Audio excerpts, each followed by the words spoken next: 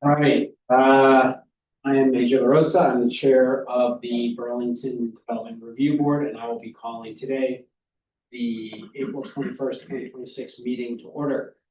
We will go down our agenda in the order that they're listed, and we'll start with our first item, which is 133 King Street. Ward 5, Champlain Housing Trust. Donald Dugan, proposed amendment to ZP 25-533, version of 7-room SRO. Single room occupancy for apartments, convert 7-room SRO. 3 apartments pertaining to existing 2 apartments. All right. Is the applicant here? There is a request to defer this review. The memo was uploaded. I see it now. It's that I saw it on consent.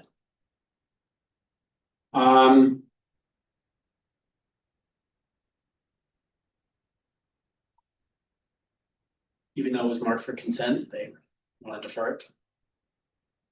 They're exploring another opportunity, so they should have a solution. Sure. Okay. The order. Did they ask to, right, okay, up to 6 months, no date certain. No date certain. Correct. I'll move that we defer 133 King Street as requested by the applicant. Second, all those in favor?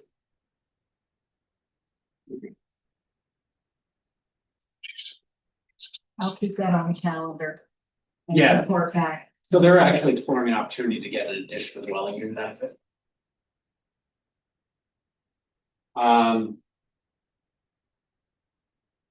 Next item on our agenda is 75 Institute Road. This is a request by the Burlington School Department for proposed stormwater modifications. It's the applicant here. Dave, you're here, you both here for the applicant? Correct. Wait, before you do that. This was marked on our consent agenda. Have you seen the staff report? Yes, we have. Any issues, any concerns? No, very accurate. Thank you. Andres, are you here for this as well? The stormwater for the city of Burlington. Yes. Any board members have any questions for it? Anybody here online to speak on this one? Like to speak on 175 Institute, raise your hand, please. Going. God. Okay, on our consent agenda, I think that we adopt staff's findings and recommendations and approve the permit for 175 Institute Road, ZP 2636. All those in favor? Right, do I have a second? Sorry. Chase seconds. All those in favor? Right. Thank you very much. Ron, Dave. Andres. Both. The next item on our agenda is 25 Cherry Street, the continued review of Burlington Harbor Hotel. Appeal of administrative denial, ZPS 26-4. And I am recused from this matter, so.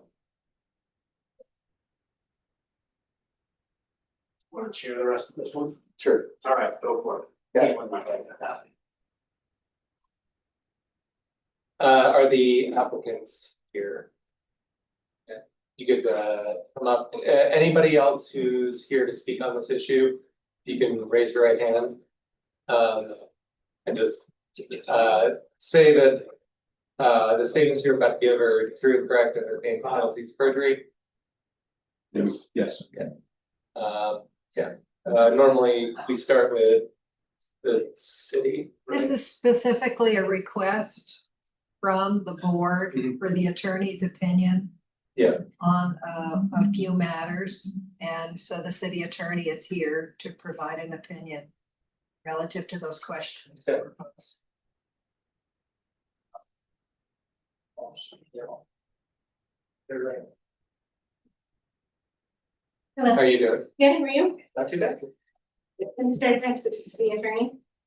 And so the board had requested that I come and just talk about my interpretation, and some questions, I guess there was a discussion over whether the, section was ambiguous actually, the meaning.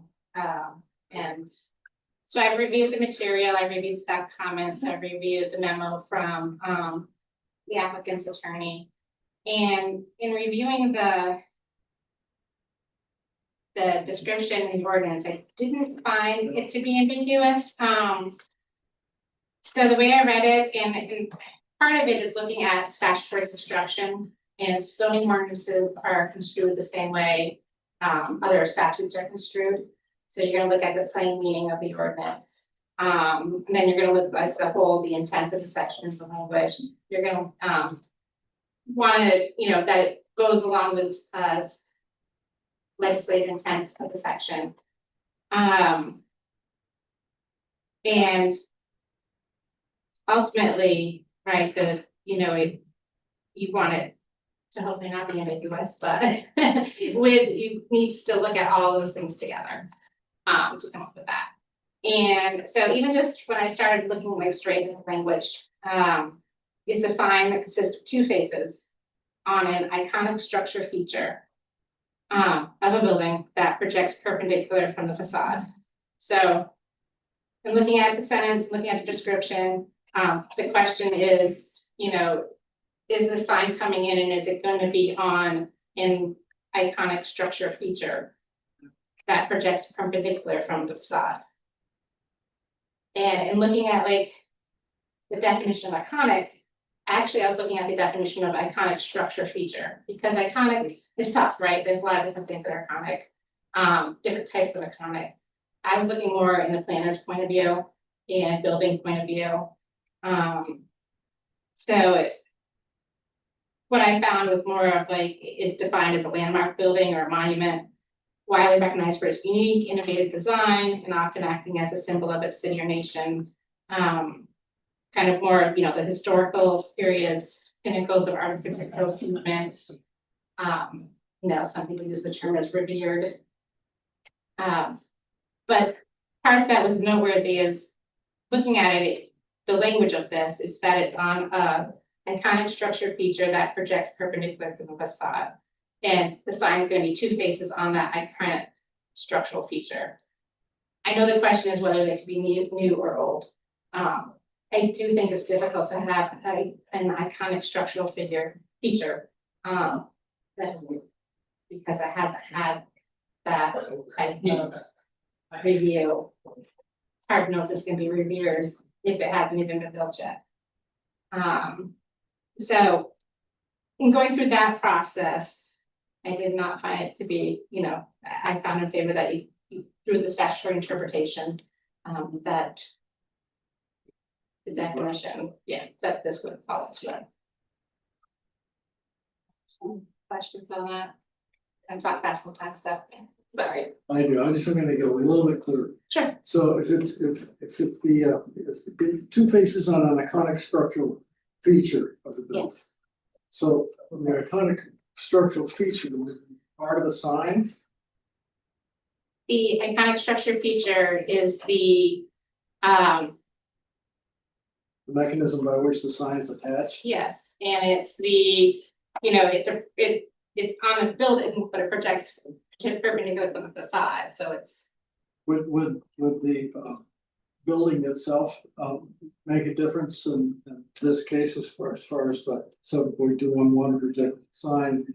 If it was a newer building or an older building, does it necessarily have to be an iconic building? Or just the So my read doesn't focus on the building. It focuses on more of the iconic structure feature.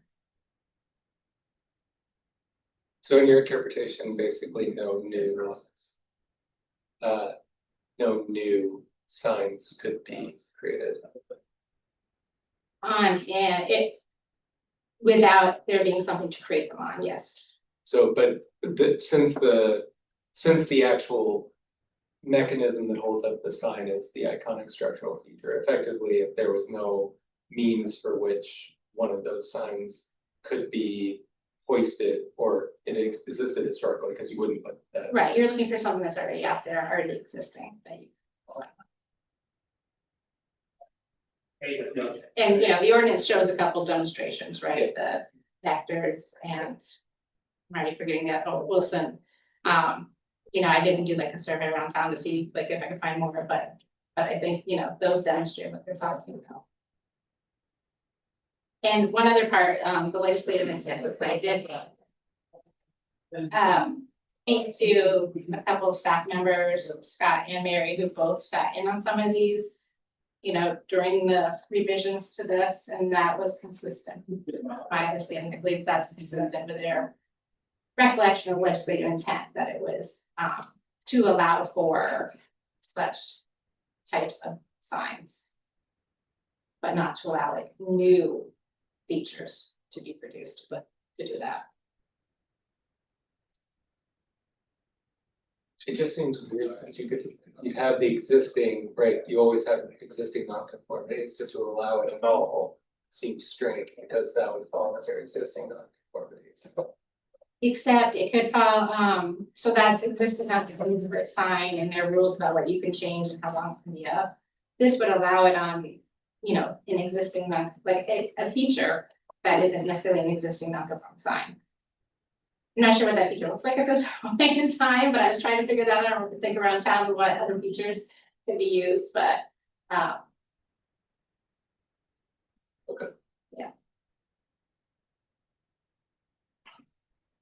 So we could then interpret this as this type of sign. How it's described, which is not seen very often.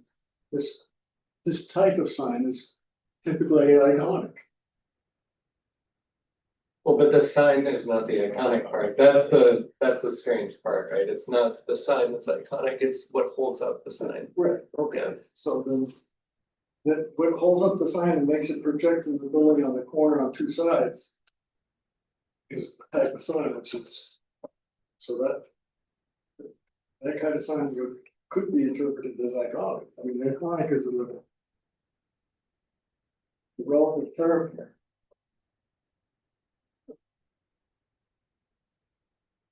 I would think it's difficult to describe something as structurally iconic without it being built, but, I'm not the architect, but. So you have so the reading from. The reading of the building that being the necessary iconic part, you don't concur with basically, so it's the actual. Sign holding effectively, that's the important part. Yeah, iconic structure feature.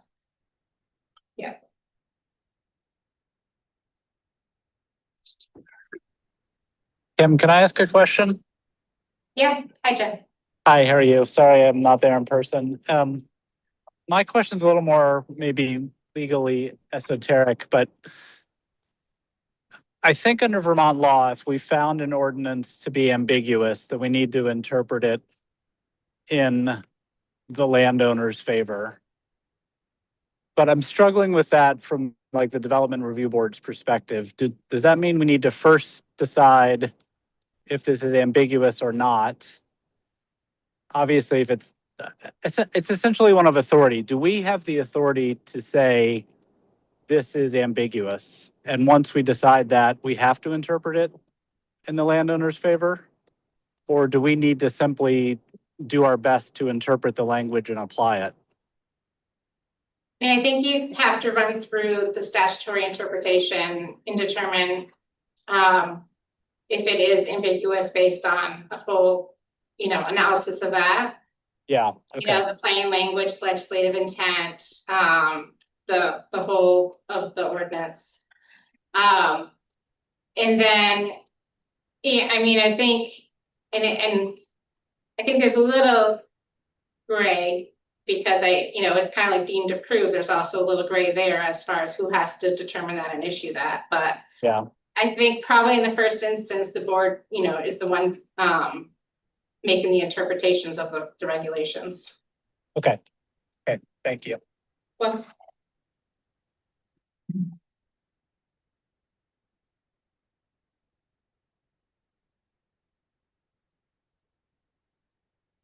And so, sorry, just one more thing, so because the description includes the dimensional requirements for the brackets, that's also right, because the brackets themselves are what is being argued as the iconic structural feature.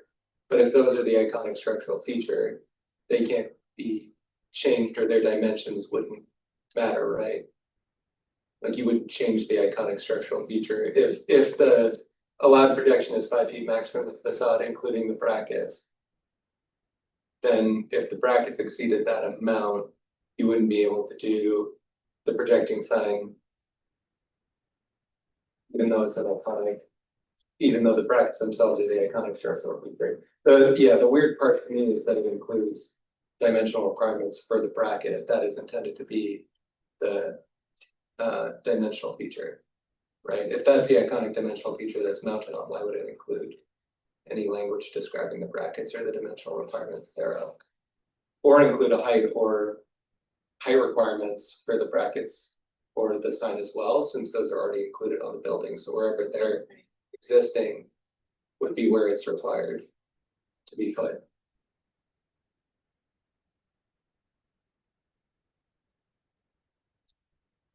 I mean, I think you need to read it that it's, those are included in the specifications of what could be considered in that sign.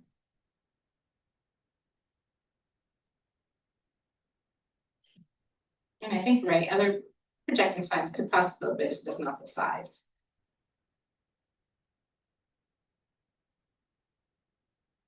Is anybody else from the board? So sorry, so if those brackets were at 11 feet.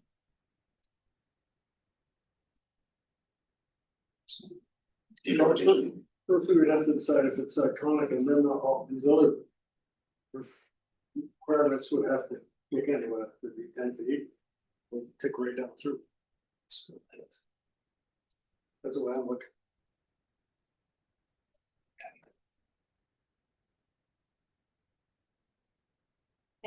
Step back and. Thank you. You want? Evan? Yeah. So this is Mary's thing, but, so listening to the discussion. And forgive me that I'm repeating something that was said before. But this section of the sign code was written.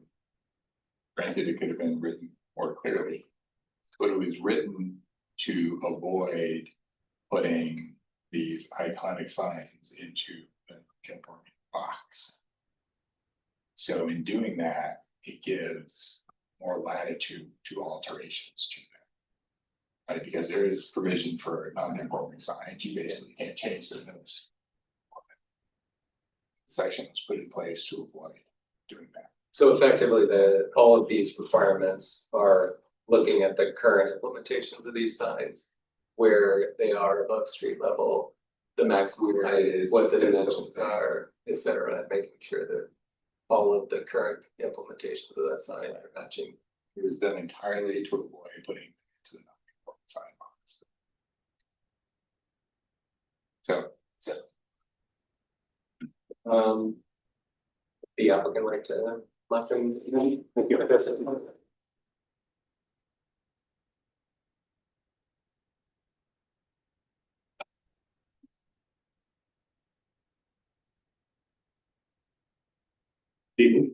Daniel Seth, MSK attorneys, I represent the applicant. It's Jake. Hi. Yeah.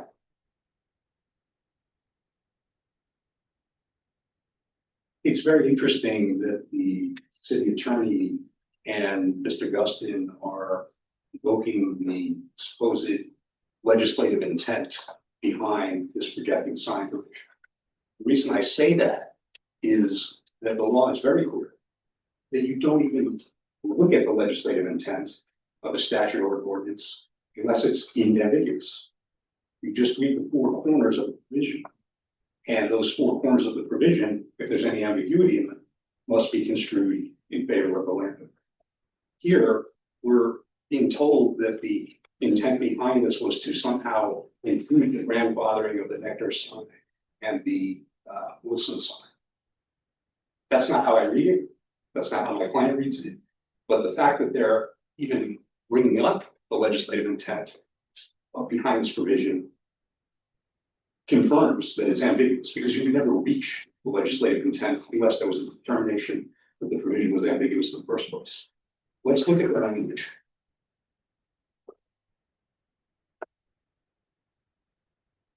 The sign consists of two faces on an iconic structural feature of a building that projects perpendicular from the facade.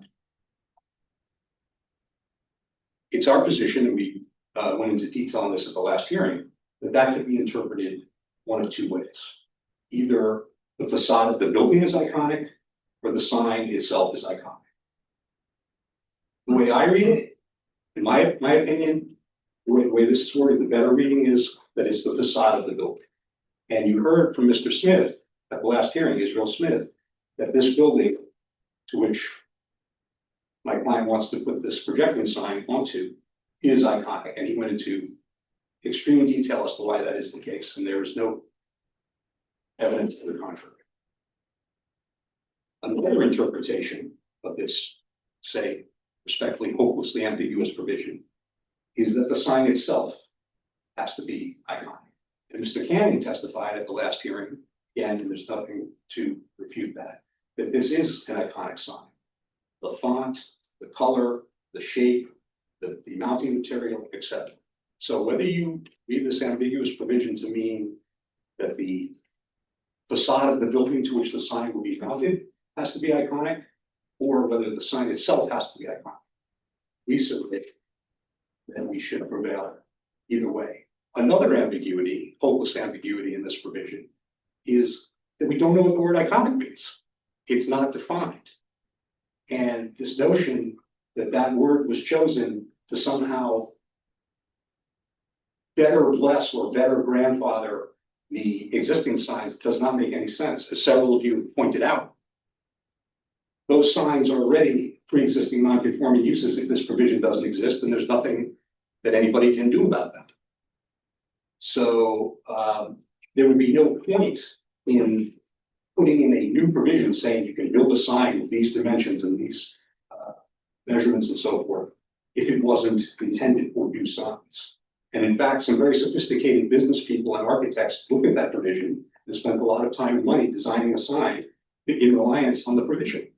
So, we're here to say this provision is ambiguous. We think it's ambiguous in at least two ways. That is it the sign or the facade that has to be iconic? And we don't know what iconic means. So when you take all of that together, plus the testimony, the unrefuted testimony that the building is iconic and the sign is iconic, we feel that it could just lead to one conclusion, which is that this sign should be approved.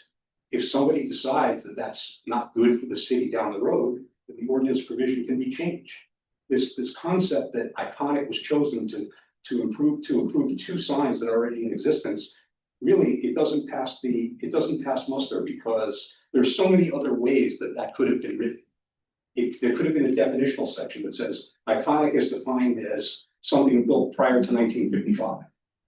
Or it could have said historical pre-existing signs that meet these dimensions. Instead, it was worded to cause sophisticated professionals to believe and spend, like I said, a lot of time, energy, and money designing a sign that this was something that could be approved with a new sign. And on top of that, I reluctantly mention this, but I think it's important. My client has spent millions of dollars, in excess of $18 million, to rebrand this hotel as the Harbor Dell. And they have a grand opening scheduled for June 3rd. And they applied for the sign back in January, and we met here in early March.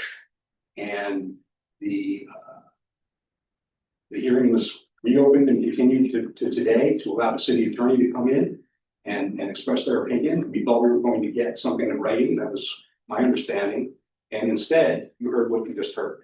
So unfortunately, but I think it's important to point out, there is some urgency to this situation. And we ask you, we implore you to take a look at this and make a decision. We think the only realistic decision here is that this provision is ambiguous, and that whether you consider the sign iconic or the building iconic or both, that the applicant should prevail and should receive its approval. And I'm happy to try to answer any questions. questions from the board?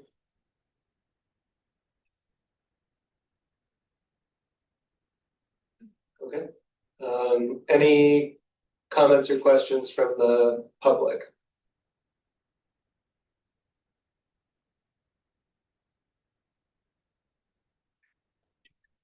Any hand that you raise. Okay, with that, I will close the public hearing and we will deliberate on this item here.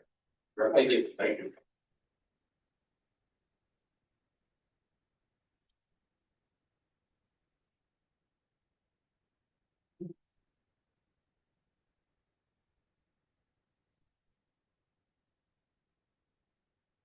Right, next item on our agenda is a certificate of appropriateness. ZP 25-616. Things are the variance, AJ. Oh, did I skip over the variance? Sorry about that.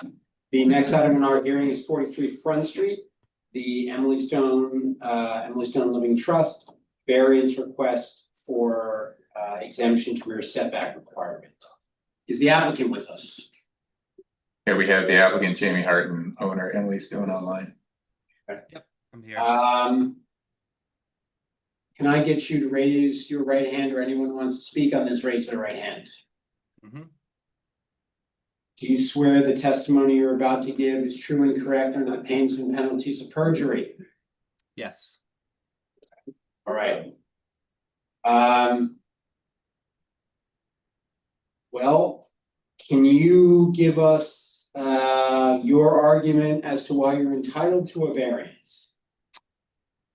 So essentially the argument is that under the first section A for applying for a variance requires some sort of physical circumstance or condition.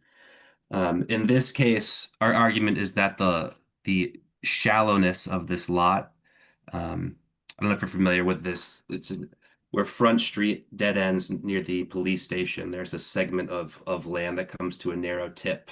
And as you work your way south, all of the lots along that tip get shallower and shallower. And the 43 Front Street, the property in question, is towards the southern end. And so it's a very shallow lot, 62.5 feet deep at its smallest point. And so our argument is essentially that because of the shallowness of that lot, we're somewhat blocked in here and are hoping to have a small addition off of the back and to slightly past the 15-foot setback there. And I also mentioned too that there is some precedence for this in the neighborhood. If you go to the second page right after this, we have a site plan there, and you can see 43 Front Street is the property in question. 39 Front Street, then the property right next door. There you go. Yes, they have encroached on that 15-foot setback, as well as the 2 doors down. 53 has also built within that setback. So there is some precedence for this neighborhood having properties that build within that, and understandably so, because the lots are fairly shallow in that area. Is the 39 Front Street, is that an addition or was that historically built that way? That I'm unaware of. I do not know.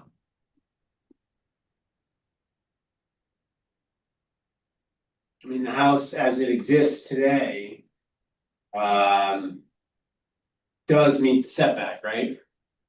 That's correct. And there's some addition that could be constructed that would meet the setback. It's just a diagonal line, so it would have, there's a point there where you're now past the 15-foot setback, right? I mean, where those steps are, you could certainly build out an addition, right?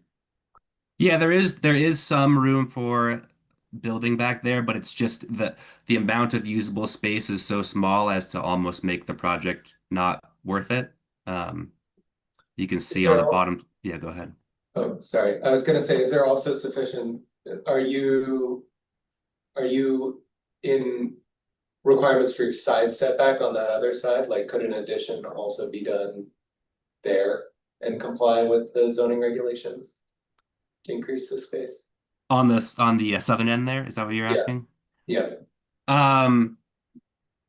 Well, we haven't looked into that, so I'm speaking a little bit off the cuff here. I do believe that there could be an addition there, but it doesn't really fit with the program that the owner is looking for, so we haven't explored that. And Scott, it wouldn't matter if they removed the shed. It wouldn't be like swapping one degree of nonconformity for the other because. The shed is an accessory building. Right, and you can go into the setback if it's under. The shed just needs a 5-foot setback, and part of the discussion around here was the open porch without that second story could actually encroach because it's an accessory feature. Right, so you could actually construct in that setback if it was just a porch or patio or something. But the house itself can't. That's right. Yeah, that's my understanding. Any other questions from the board? Is there anyone else who wants to speak on this? I mean, I'm not sure we need a lot more testimony. The owner has their hand up. Emily. Yeah, please, Emily. Ms. Stone, sorry. Person Stone.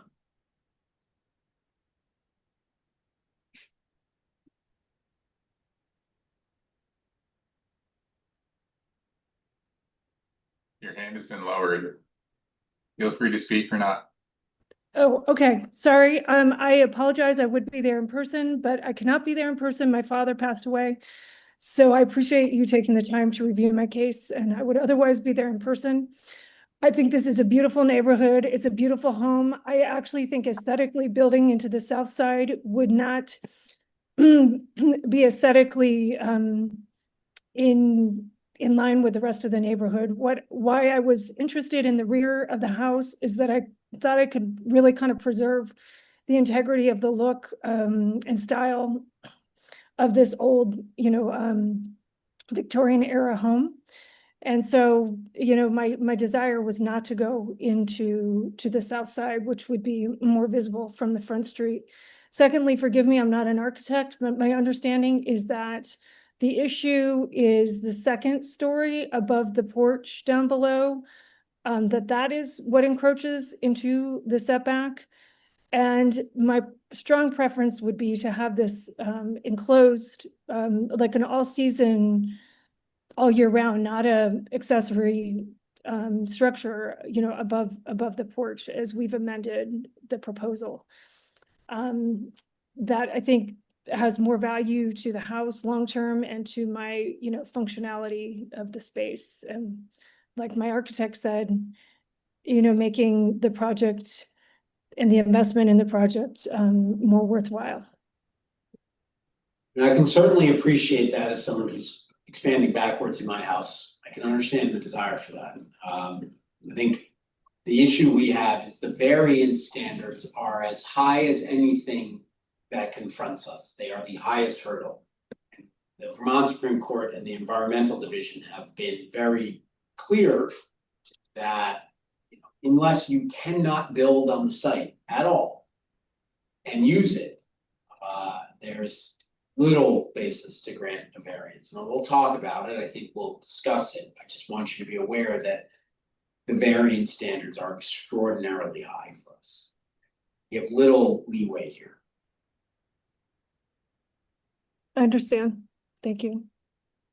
I think with that, we'll close the public hearing on this one.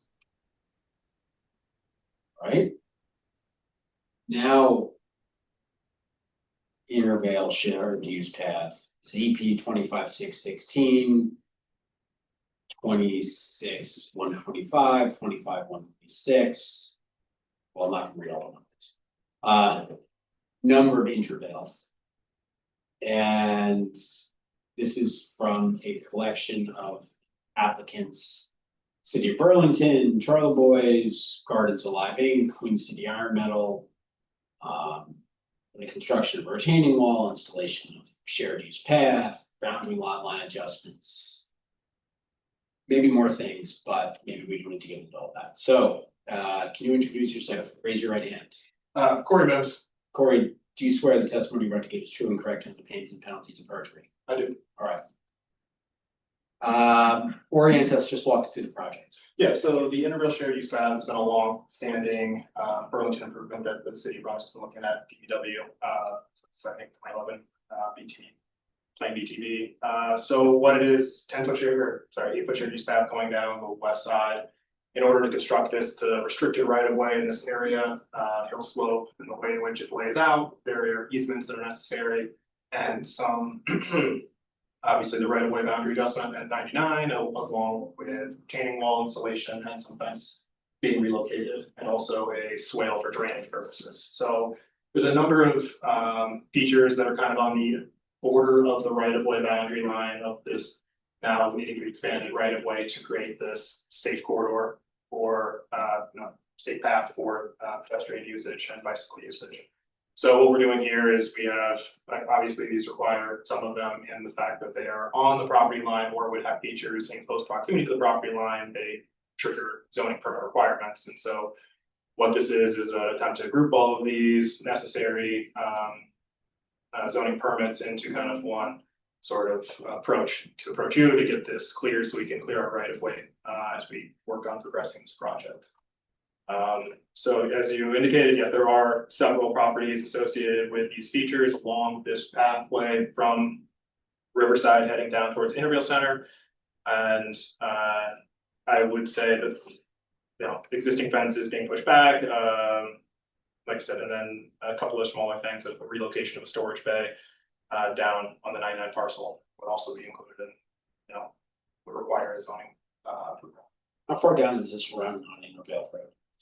I actually. It's I- over the railroad tracks. Yeah, it goes over the railroad tracks a little further, yeah. That's the extent of the shared use path? Correct, this is kind of to get down the hill, kind of through that pinch point and then get people down on that railroad. So yeah, Like down where it gets to, so like the fill with garbage supply. correct. I'll only add that individually, all of these applications could have been done administratively, but it was the proposed construction of a retaining wall within 2 feet of a boundary line that puts it before you. And it's one of those walls that's larger than they can be done. Retaining wall 2 feet. Retaining wall within 2 feet of a boundary line requires DRB review. I've highlighted those locations in the staff report, so you wouldn't have to dig through the plan. I know this is a dumb question, but DPW, does it review its own project? Does it give comments on the retaining wall? Normally, if someone built a retaining wall within 2 feet of the boundary, we usually ask somebody to look at it. But I'm assuming that.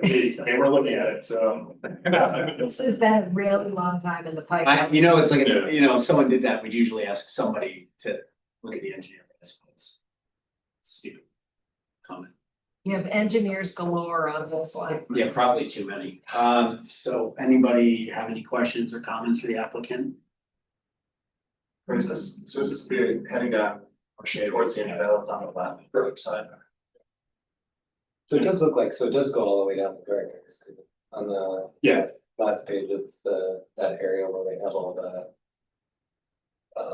Soil. yeah, it goes past the storage fund on the left hand side, so really to the end of the 99 parcel. It's pretty close to where the path would end. It goes along besides those bunkers that are below. Correct. Yeah. And on the edge of the 10-foot wide short path, will there be a curb? On the Yes, side?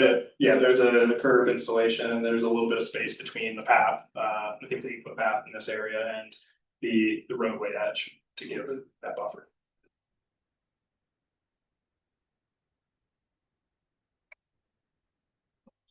Anybody here to speak online? Anybody online here to speak on this? Like not. That, I'll close the public hearing on this one.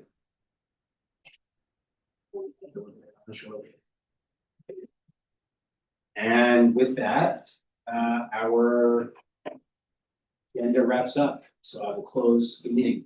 Recording stopped.